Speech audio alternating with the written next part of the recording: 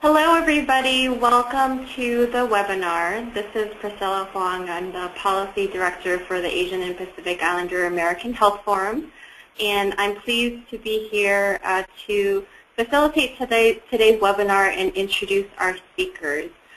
Before we do that, I just have a few housekeeping items. Wanted to let folks know that all lines are currently on mute, and actually they will remain on mute for the remainder of the webinar due to the high volume of callers that we have. I will share in a little bit how you can ask a question. We will be doing that through the webinar service, but just wanted to let folks know about that. Also wanted to notify, in case there are any press on the call, that this is an off-the-record webinar. And last but not least, this webinar is being recorded and will be made available for folks shortly. So with that, I wanted to welcome you to today's webinar presentation. This webinar is being hosted by the National Council of Asian Pacific Americans, which was founded in 1996. It's a coalition of 31 national Asian and Pacific Islander American Health Forums, Asian and Pacific American organizations around the country. Based in Washington, D.C., NCAPA serves to represent the interests of the greater Asian American and Native Hawaiian Pacific Islander communities and to provide a national voice for Asian American, Native Hawaiian, and Pacific Islander issues. NCAPA has 6 policy committees. One of them includes a health committee. This committee is co-chaired by ourselves, the Asian Pacific Islander American Health Forum, the National Asian Pacific American Women's Forum, and AAPCHO, the Association for Asian Pacific Community Health Organizations. So today's webinar presentation will be focused on what we call the enhanced CLAS standards. The CLAS standards first came out in 2000 from the Office of Minority Health when it published the first national standards for culturally and linguistically appropriate services in healthcare, which provided a framework for all healthcare organizations to best serve the nation's increasingly diverse communities.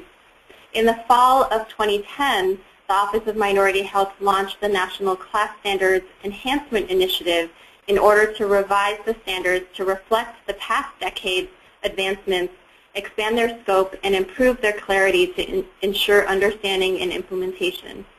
So today, I am extremely privileged and pleased to hear from 2 national experts who were instrumental in the Enhancement Initiative. The first speaker is Dr. Nadine Gracia, who oversaw the development of the Enhanced Standards, and our second speaker will be Jeff Caballero, who served on the Enhancement Advisory Committee. So Dr. Nadine Gracia is the Deputy Assistant Secretary for Minority Health and the Director of the Office of Minority Health at the U.S. Department of Health and Human Services. The Office of Minority Health is dedicated to improving the health of racial and ethnic minority populations through the development of health policies and programs that will help eliminate health disparities. Under Dr. Gracia's leadership, the Office of Minority Health oversees the implementation of the HHS Action Plan to reduce racial and ethnic health disparities and the National Partnership for Action to End Health Disparities. And followed by Dr. Gracia will be Jeff Caballero. Jeff is APIAHF's Executive Director and has been at the organization since 1993. In this capacity, Mr. Caballero advocates for programs and policies that increase access to high-quality, comprehensive community healthcare services that are culturally and linguistically appropriate.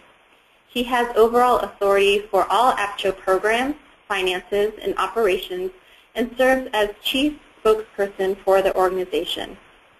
And so with that, I would like to hand it over to Dr. Gracia, who will walk us through the enhanced CLAS standards. Thank you, Priscilla, for that very kind introduction. It's really a pleasure to participate in this webinar, and I certainly want to thank the National Council of Asian Pacific Americans, the Health Committee specifically, for hosting this webinar. truly great partners in really advancing this important issue of cultural and linguistic competency. And it's also a pleasure to join my colleague Jeff Caballero, who is no stranger to this topic and serves as, I should say, one of our National Project Advisory Committee members. So many thanks for his dedication to this work in cultural and linguistic competency. Next slide.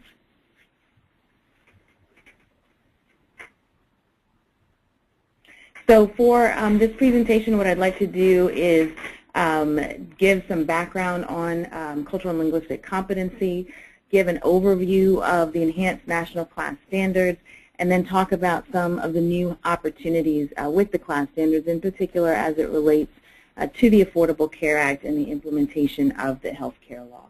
Next slide.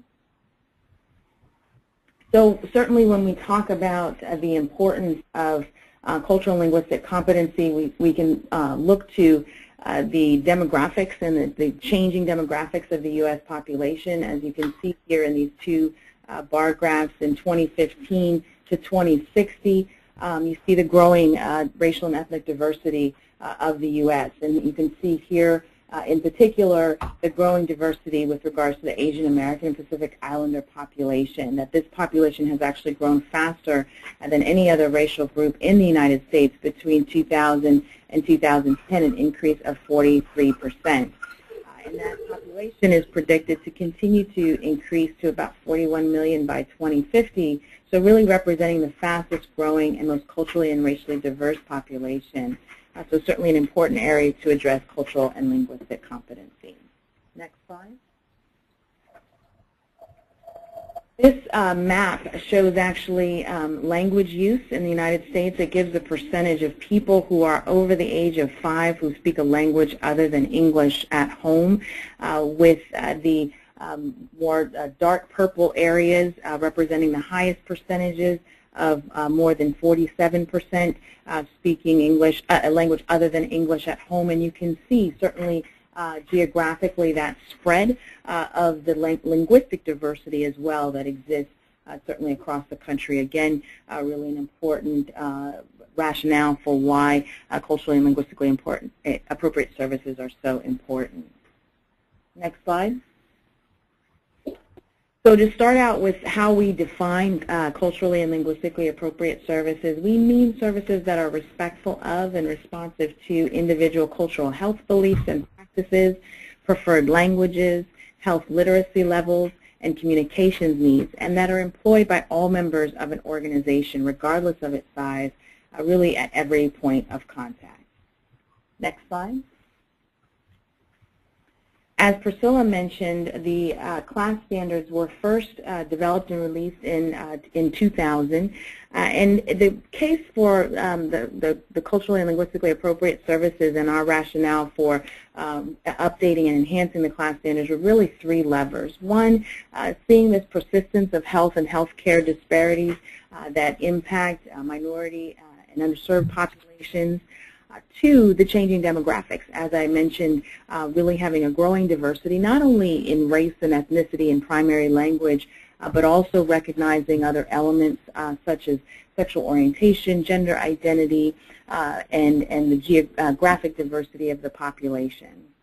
And then the third lever being policies and legislation, key policies and legislation that have been implemented since the original CLAS standards were released in 2000, and wanting to ensure that the CLAS standards remained relevant and were relevant to some of these new and important policies and legislation, in particular the Affordable Care Act.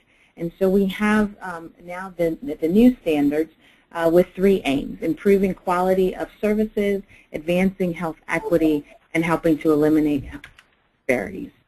Next slide.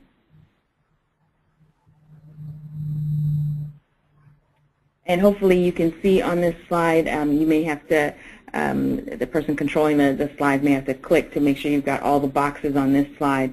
When we talk about why it's important really to practice and implement culturally and linguistically appropriate services, we can talk about several factors. The changing demographics we've already talked about, but there are also legislative drivers. And so certainly, as I mentioned, the Affordable Care Act, which really highlights the importance of cultural competency in the delivery of health care and services. Title VI of the Civil Rights Act of 1964, for example, which points to the importance of non-discrimination according to race, ethnicity, and national origin, and so some of the key provisions with regards to language access with Title VI of the Civil Rights Act.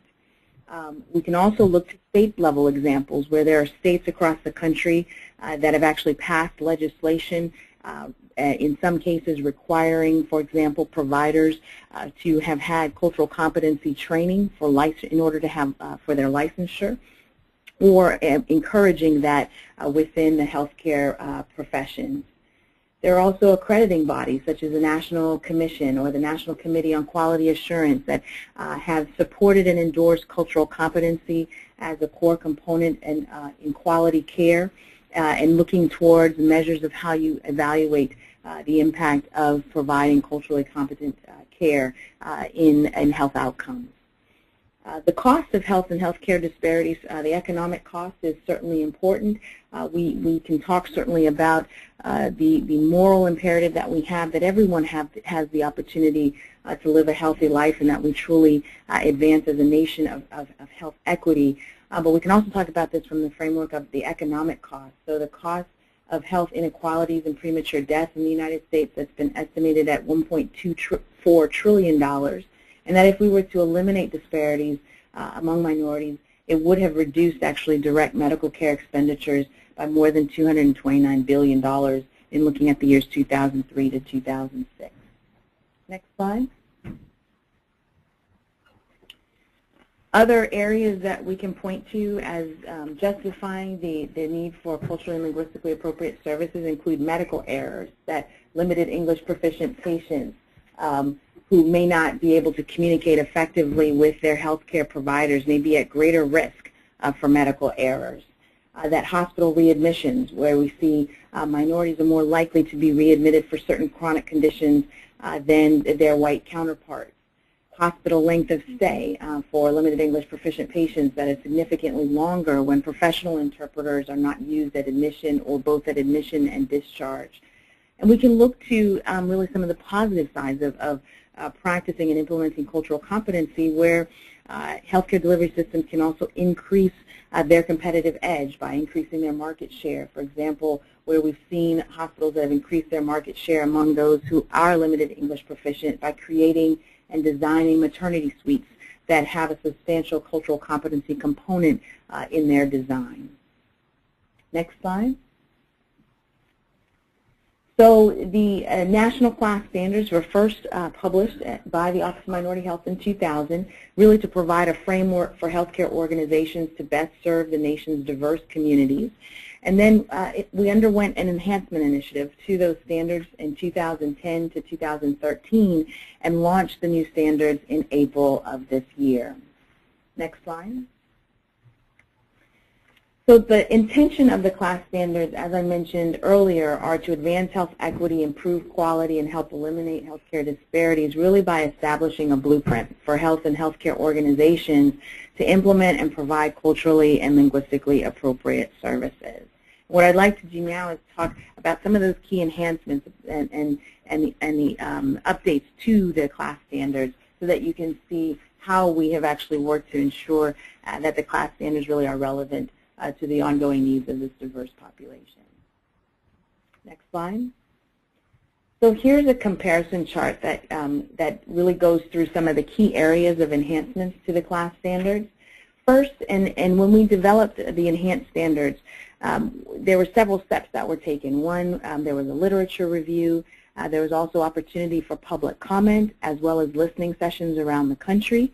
And then, as I mentioned earlier, we had a national project advisory committee comprised of experts both within the Department of Health and Human Services as well as some of our external partners to provide comment and input in the development of these new standards. Some of the feedback we obtained was having a clearer goal, what the intention of the standards are.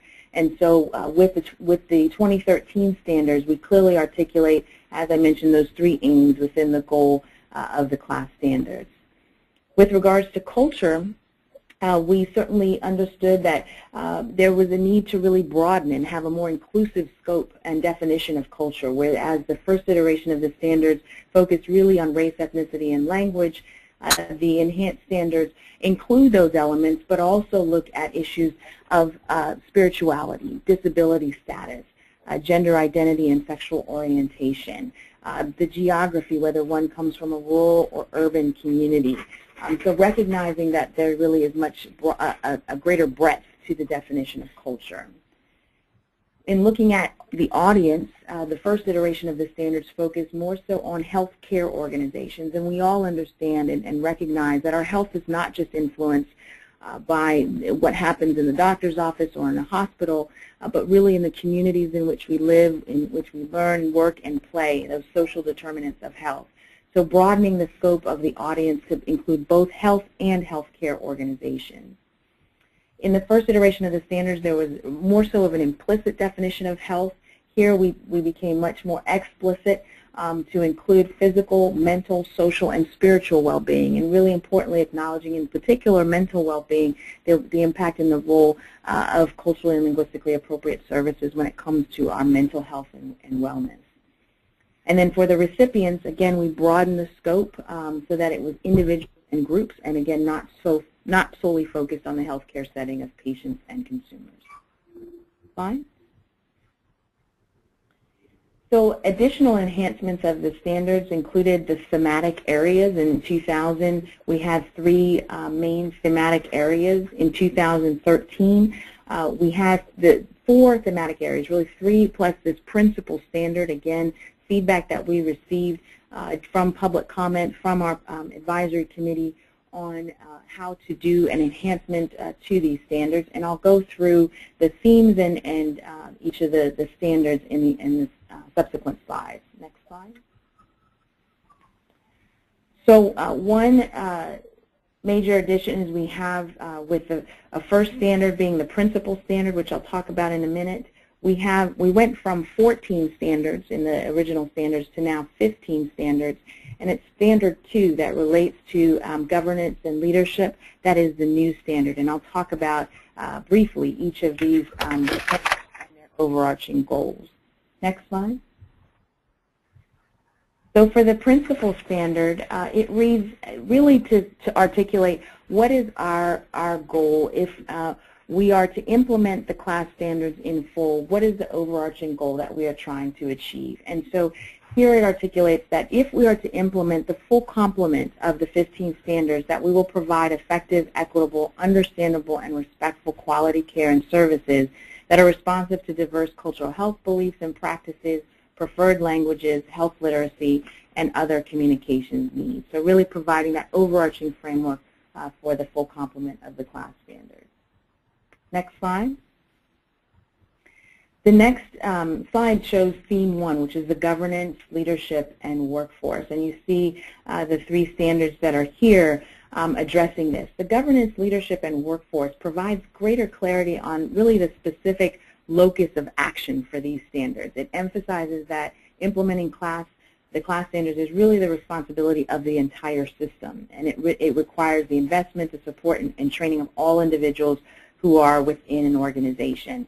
And so implementing it certainly can come from the bottom up, but also requires that support and endorsement from governance and leadership to also set expectations and the behavior that it expects an organization to model. And so also recognizing the importance of governance and leadership in doing so.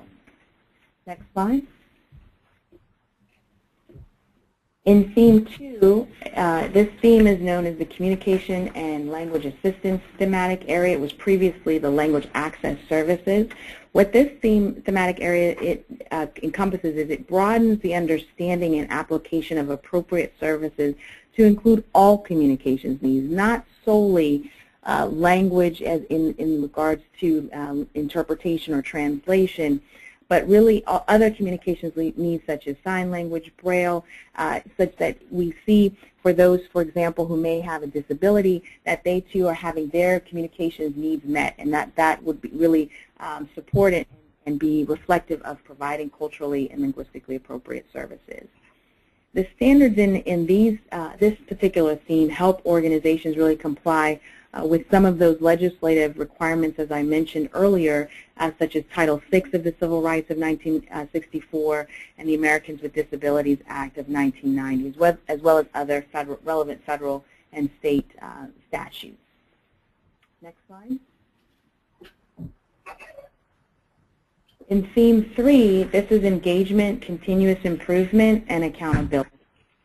This really underscores the importance of establishing both individual and organizational responsibility for implementing the CLAS standards, and that effective delivery of the CLAS standards really demands action across an organization. So it supports that not only do you have the adoption and implementation of the standards, but also to have the maintenance of culturally and linguistically appropriate policies and services that are, regardless of one's role within an organization or practice, and talking about the need for ongoing assessment and really holding individuals in an organization accountable for upholding the values and intent of the CLAS standards and being able to track progress over time. Next slide.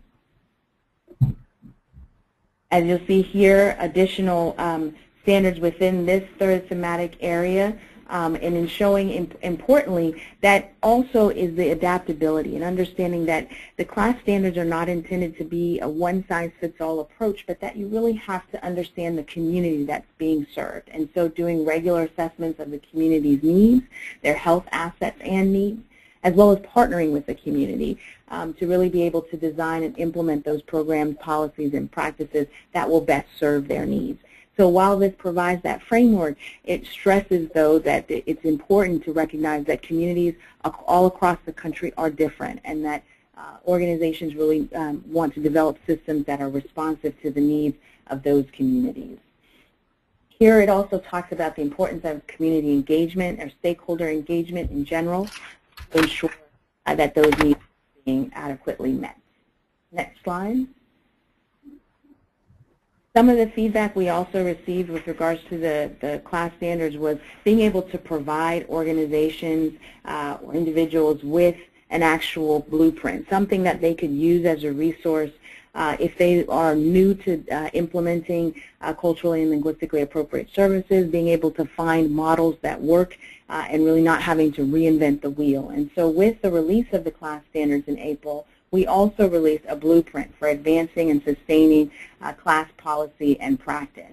This blueprint is available online at thinkculturalhealth.hhs.gov, and it's available for free. What this blueprint does is it goes through and it provides for each of the CLAS standards, each of the 15 standards, it describes the standard in more detail to really explain what the aim of that standard is, and then it also provides strategies for implementation, how you can take that standard and then be able to implement it into your organization. It also gives references so that it points to other organizations or other references and resources that you can turn to be able to implement the CLAS appropriately within your organization. Next slide. So an important question is to ask, where do we go from here after actually releasing the standards in April of this year?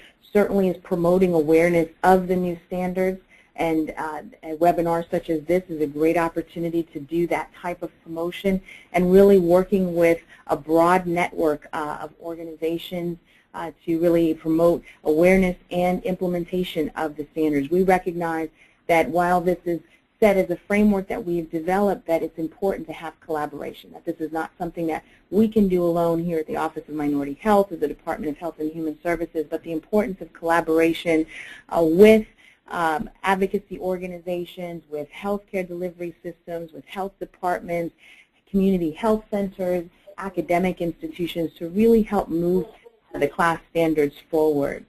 We also are capable of providing technical assistance to entities that are interested in learning more about how to really implement the CLAS standards within their organization, as well as really working on our research agenda. We know we want to understand what are some of the key issues towards seeing changes with regards to the impact of culturally and linguistically appropriate services and how that will impact health outcomes, patient satisfaction, and so developing and having both within our research as well as our assessment and evaluation measures to be able to see what the impact is of not just promotion but also the adoption and implementation of the CLAS standards.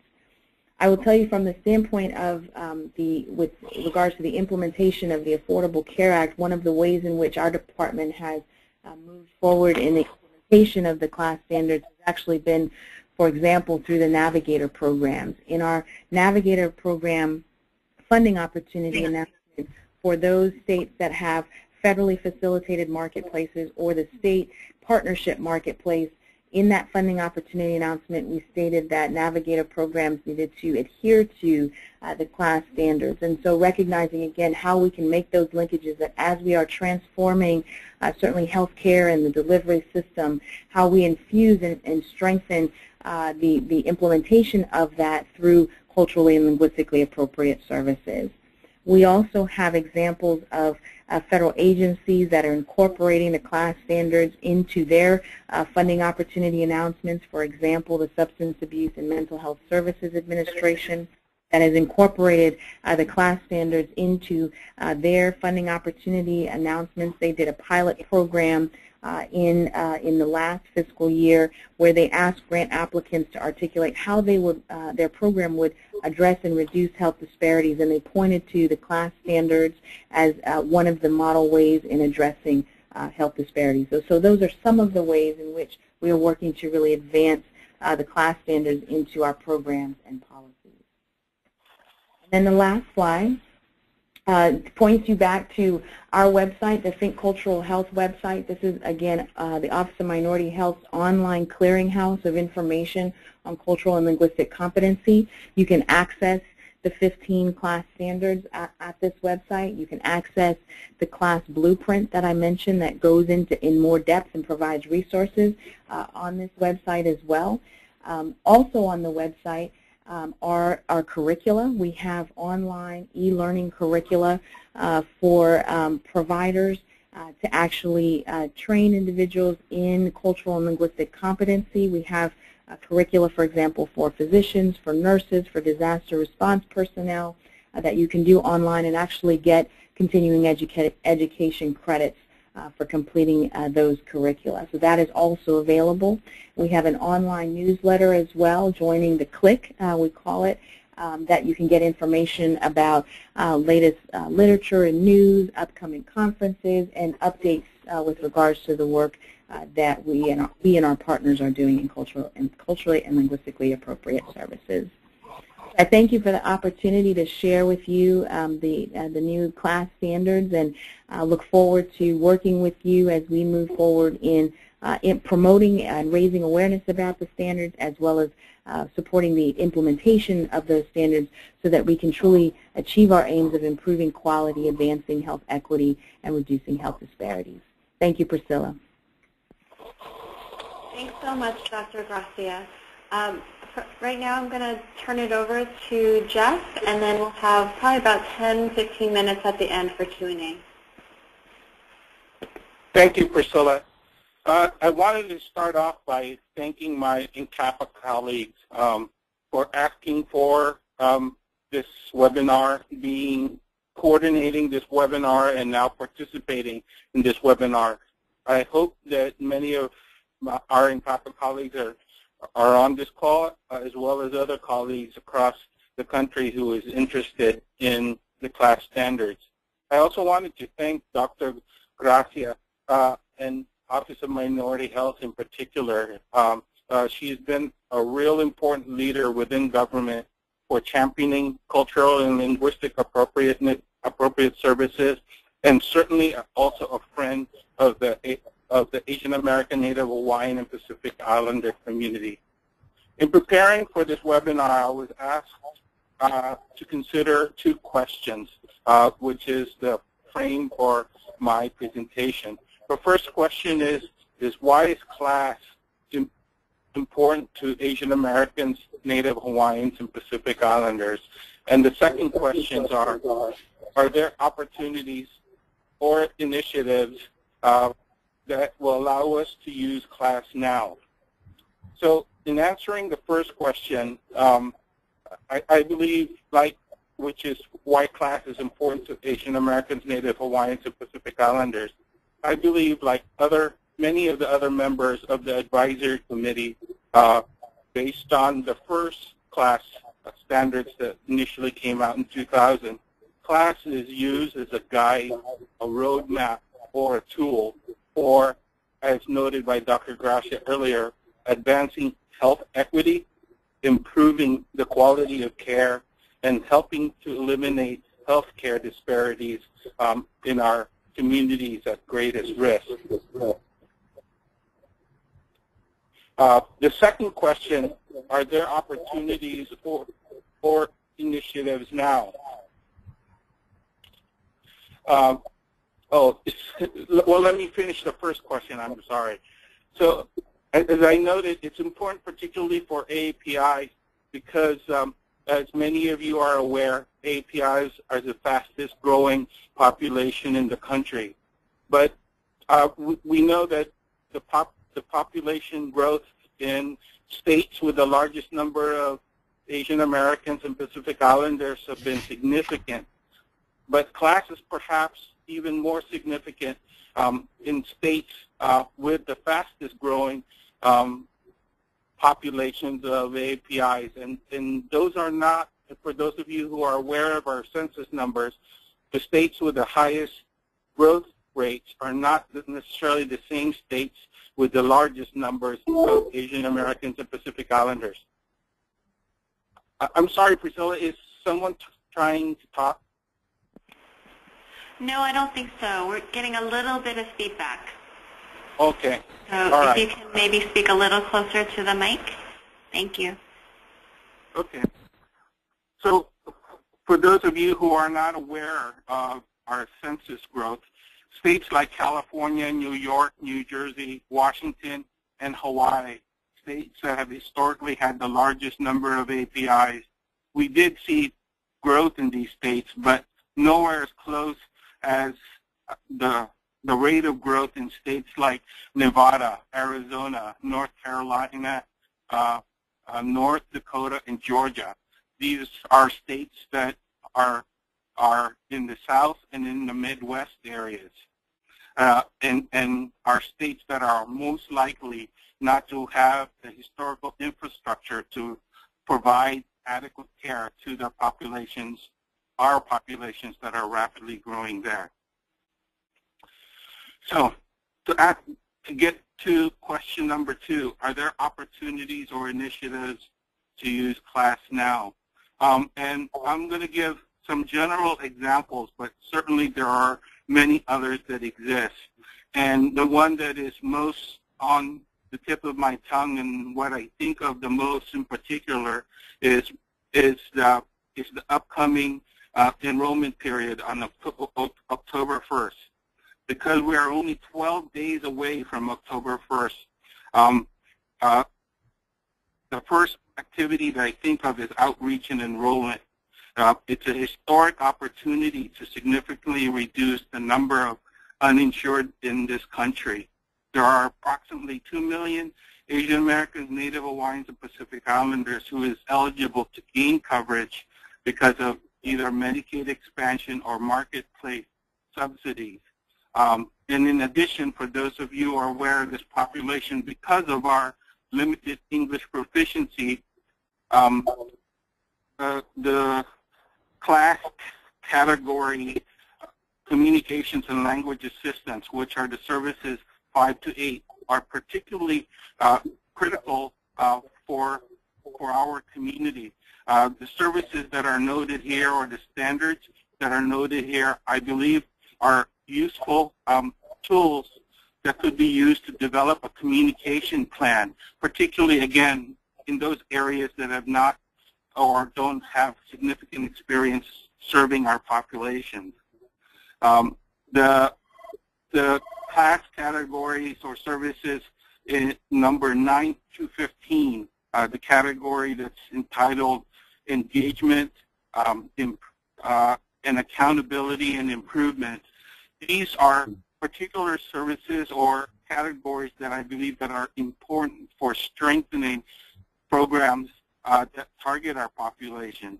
But they can also be useful in developing evaluations of their existing services and policies. The category that's labeled governance, leadership, and workforce is a category that I'm particularly proud to have been part of. I believe these are some of the most critical pieces on they're all important, but I particularly am biased to these because they are, I believe, critical to the institutionalization and sustainability of quality programs in our community. But it doesn't just end with outreach and enrollment. I have another example perhaps for researchers, particularly those who work in research in community-based organizations. I strongly believe and encourage my colleagues to test CLAS services, practices, or policies in their proposals. I think it's a good opportunity to be able to help their national effort to refine the metrics that are being used for these services, as well as helping us establish our evidence base for the difference that these services and practices contributes to our community in comparison to usual care. I have other examples, but I really would like to give us as much time as possible for questions and answers and discussion. So I'd like to end by encouraging folks to, as noted by Dr. Gracia, to utilize the blueprint that is on the thinkculturalhealth.hhs.gov website. There are a significant amount of strategies, resources, and references that are available through those materials. So I just wanted to close by, again, saying thanks to my colleagues and Dr. Gracia for participating in this webinar. Thanks, Jeff. So at this time, if you have any questions, what you have on the slide in front of you are instructions and a visual representation of the question box. So feel free to go ahead and enter your question there.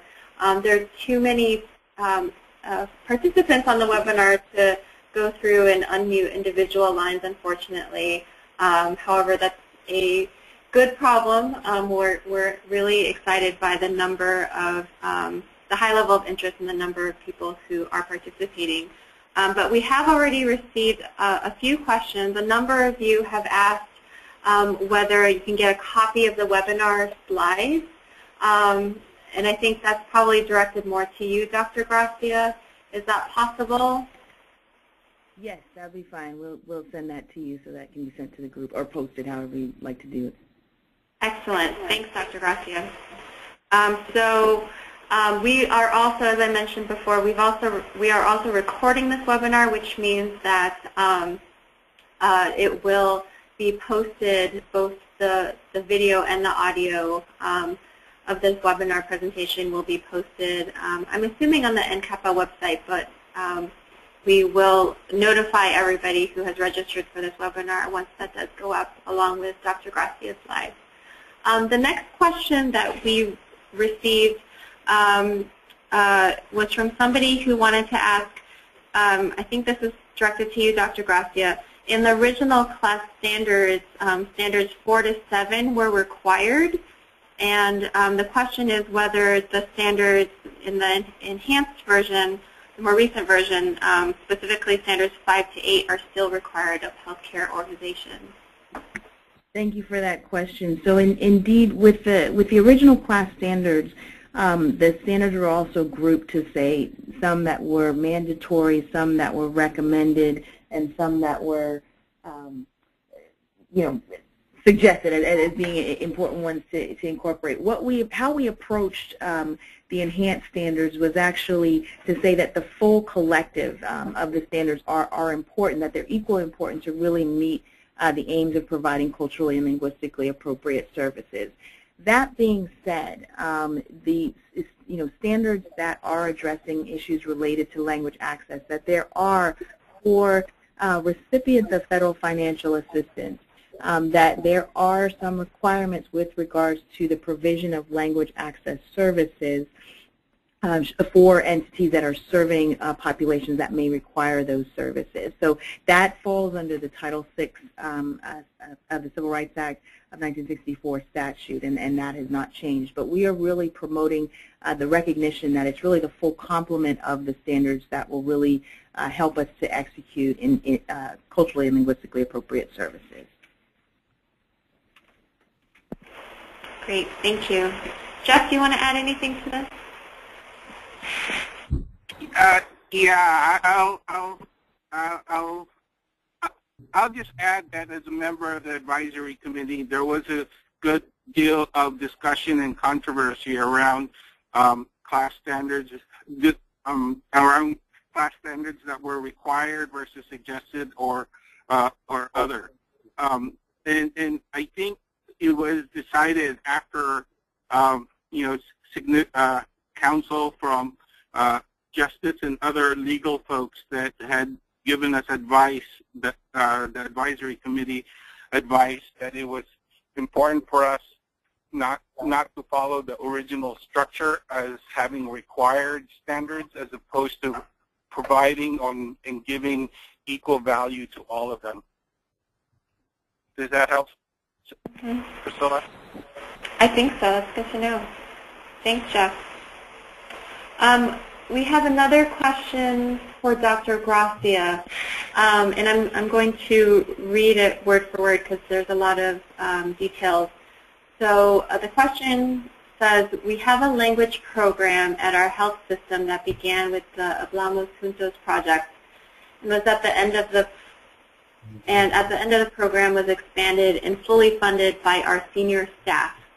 We are constantly assessing the services that we render to ensure continuity of these services for our patients. Now, with the enhancement of the standards, we need to conduct a reassessment of what we do. In the blueprint developed by OMH, do you have a tool that can help our institution conduct a gap analysis to meet the newly enhanced standards?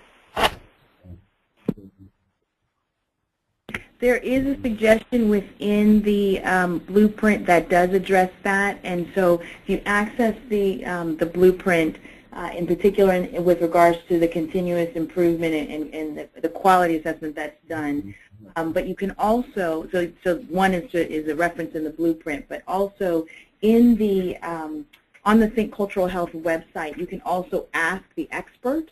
And so if you go to the website, you can actually insert your specific question, and then we can also get some information back to you to point you to a reference. And one thing to also note is that this is really a dynamic process, and so we are going to have more resources and materials that will become available as well in addition to the blueprint. But I encourage you to look at that section on the continuous assessment of the class standards, as well as utilize that function of the Ask the Expert on the website, on the State Cultural Health website. Okay, good to know. We have a few more questions that have come in. So one question is, so during your presentation, Dr. Gracia, you mentioned that there's technical assistance available. So one participant is asking, it has mentioned that their organization is putting together an action plan to implement the class standards, and is asking if there's any technical assistance that you can suggest that this organization use. They've also looked at the blueprint. Great. Well, thank you, and thank you for taking that leadership.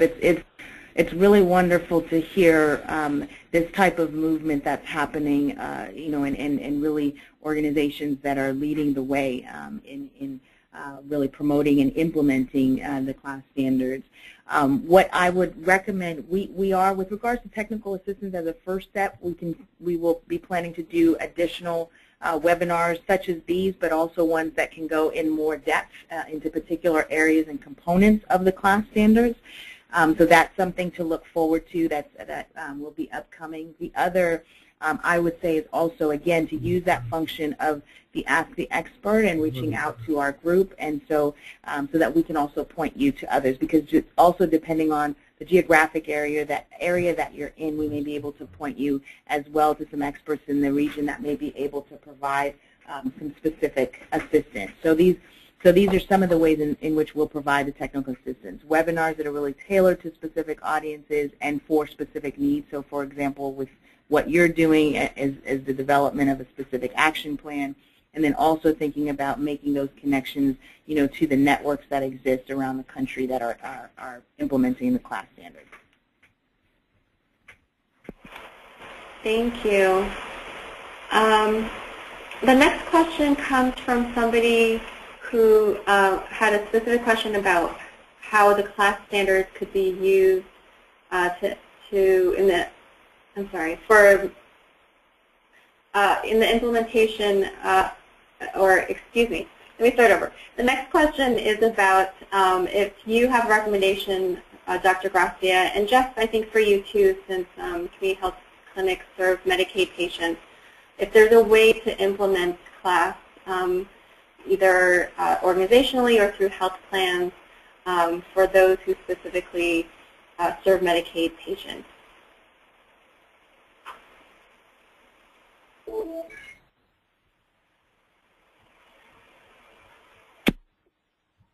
I'm sorry, Priscilla. I'm not sure I'm fully understand the question. Jeff, you may. I'm not sure I completely understand the question. So I think I'm grappling with understanding it too. So the question is about any recommendations that you can share for Medicaid to implement the CLAS standards. How can CLAS, I believe the question is asking, how can CLAS be integrated into the Medicaid program? Can that be done through health plans, or are there other maybe approaches to doing that?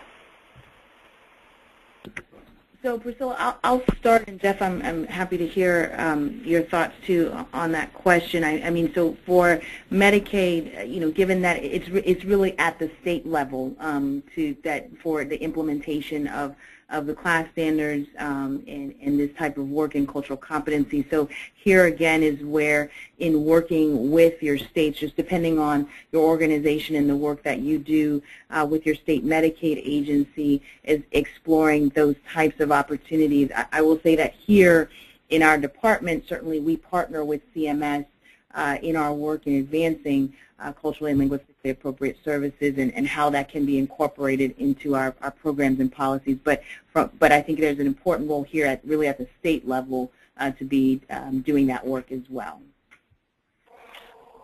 Yeah, all I have to add to what Dr. Gracia had noted was that based on my recollection as well, it was one of the things that advisory committee had considered was how many states had passed CLAS-like standards in their state laws. And I believe, and I might be outdated now, Dr. Gracia, but at the time there were 6 around the country that had passed CLAS-related or was in the process of passing CLAS-related state laws, which I think may have contributed to Medicaid reimbursement opportunities, or at least CLAS service-related opportunity reimbursements at the state level.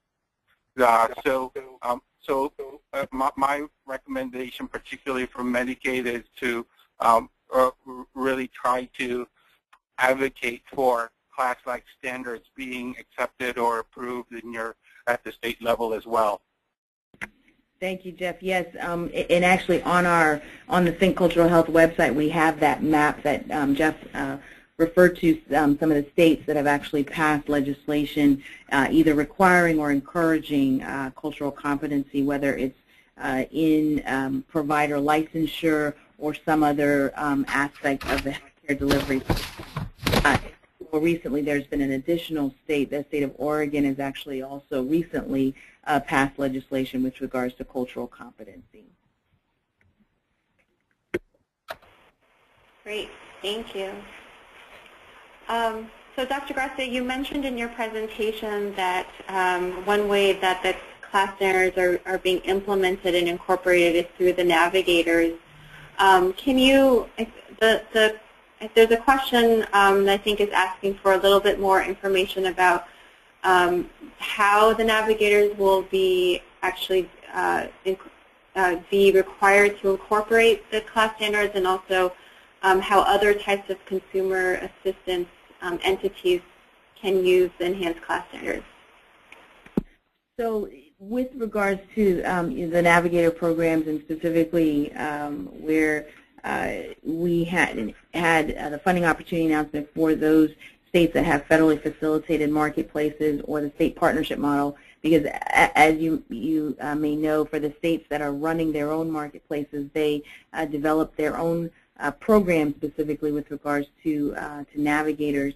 But with regards to the funding opportunity announcement, the training that the navigators are receiving will include that cultural and linguistic competency training and an awareness of the CLAS standards. And then because, for the programs that are actually based in those federally facilitated and state partnership marketplaces, it's a funding opportunity that's done as a cooperative agreement, and so it means that our department has a relationship with those programs to really work with them and assess how they are doing, how they're meeting the needs of the populations that they're serving. So there'll be that ongoing interaction and work to ensure that we're reaching really diverse populations and meeting their needs to facilitate awareness as well as enrollment into the health insurance marketplace. Great, thank you. So we have actually quite a number of additional questions. I'm going to, in the interest of time, so Dr. Gracia and Jeff, let me know if this is feasible. I'm going to try my best to go to restate those questions, or as many of them as I can, and then see if we can use the remaining time to try to address them. Does that sound okay? Okay. I'm going to take silence as consent here. So there's one question about, and I'm not sure what the acronym stands for, but the question says, will the 2013 CLAS standards be recommended to the AAPCHO and state regulators as part of their evaluation of healthcare services? And will there be resources or incentives for implementation? The next question is asking about the timeline for when we can start to see CLAS being used and incorporated in city health centers and other local resources. So if there's maybe any movement starting in that area on the local level. Another question about whether there are, I think Jeff started to address this in an earlier question, but are there any consequences of not adhering to the standards? And two more.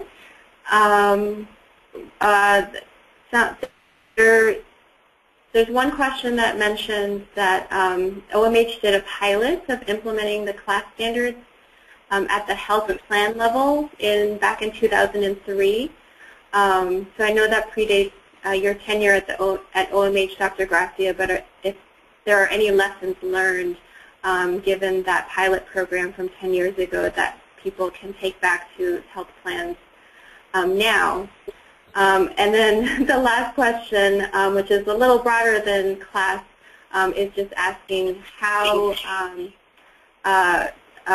people who are limited English proficient can learn more about the Affordable Care Act and what role the class standards can play in that.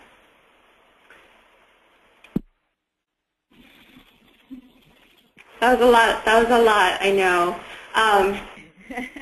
Okay, well, I will start, and I'm going to try to do this in 30 seconds. So, one, to address the Joint Commission. The Joint Commission actually has been advancing and promoting cultural and linguistic competency. They actually have a document, a reference document for hospitals that actually talks about how you can promote this type of practices within the hospital. So they have been certainly promoting this the importance of culturally and linguistically appropriate services into those practices. So that's something that you can also find online, and that's ongoing work of the Joint Commission. They ask about local examples, and Jeff, I'm sure, will also have some ideas and thoughts here. One I can give you a recent example is actually the state of Maryland. The Maryland Department of Health and their Office of Minority Health and Health Disparities just recently released a cultural competency primer, and that primer incorporates the enhanced class standards and understands the importance of making the linkages between the water in there that they do in cultural competency and certainly their work in their state-based marketplace. And so that's an example of state that's. And I'm sorry, Priscilla, there's a little bit. I'm sorry. There's some feedback. I'm not sure if there's other people who, if you're not speaking, please mute yourself. Thank you. So that, there's an example of a state that is really doing this type of work and promoting this type of work across the board. With regards to consequences, when I talked early in the presentation about making the case for class, you can look at really how quality suffers, how disparities can persist, and really looking to not achieving our goals of health equity, that those certainly are consequences that can be faced with regards to not providing culturally and linguistically appropriate services, especially as we see the growing diversity of our population. So I think one of the things and the key things to do is really understanding who your audience is when you talk about making that case, whether it's the business case or some other type of audience that you are interacting with, to highlight really the importance of culturally and linguistically appropriate services. With regards to the pilot project that was done in 2003, that tells me that we have really some long-time great champions of CLAS here on this webinar, which is wonderful. That was a project that was done out in Alameda, in California, and what it really highlighted was when you have that level of adoption of CLAS and culturally and linguistically appropriate services really at an organizational level and throughout an organization, you see a transformation of the organization in really being able to provide culturally and linguistically appropriate services. So if anything, it really was supportive to the work, the ongoing work of advancing CLAS in health and health care. And then the last point that I'll address is with regards to the Affordable Care Act and learning more about the Affordable Care Act, and I'm thrilled to hear people really wanting to understand the Affordable Care Act and its importance really in expanding access to coverage, improving quality, making healthcare more affordable. One is really going to our primary resource, which is healthcare.gov, that you can go to that website. There are lots of fact sheets, information sheets that really describe the benefits of the law. It also taps you in where you can find out what exactly is happening in your state, whether your state is running the marketplace, whether the federal government is running it, or if there's a partnership. And if the state is running it, it'll point you to getting directly to the state's website.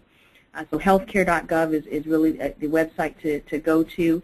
And as many of you may know, we've got 12 days until October 1st when open enrollment begins. There is also, and for many of you who are representing organizations, resources that if your organization also wants to be actively involved in helping to do outreach and education and helping to facilitate enrollment as well for the communities that you're serving, because you're trusted members of your communities, you can also sign up online to register to apply to become a certified application counselor. And so if you go to the website marketplace.cms.gov, again, that's marketplace.cms.gov, that you can get more information about certified application counselors, so that's an opportunity. And then there's also a role for those who are already doing outreach and education, and to get that public recognition is to apply to be considered a champion for coverage. That information is also available on the marketplace.cms.gov website. Also on that website are fact sheets and posters, cards, and different information that you can use to also inform your communities about the Affordable Care Act. There's also, for those, many will ask if there are other resources other than being online. If you have questions, you can also call the call center, 24 hours a day, 7 days a week call center, 800-318-2596. That's the call center number to get information about the marketplace. So many, many resources, but first place to start is healthcare.gov. Wow, I'm very impressed, Dr. Gracia. Unfortunately, we are over time. Otherwise, Jeff, I would have handed it over to you for closing thoughts. But I want to be respectful of ending. So thank you, everybody. We will send out information about with the webinar recording and also the slides after in probably the next few days. So thanks so much for joining us. Bye. Thank you. Thank you.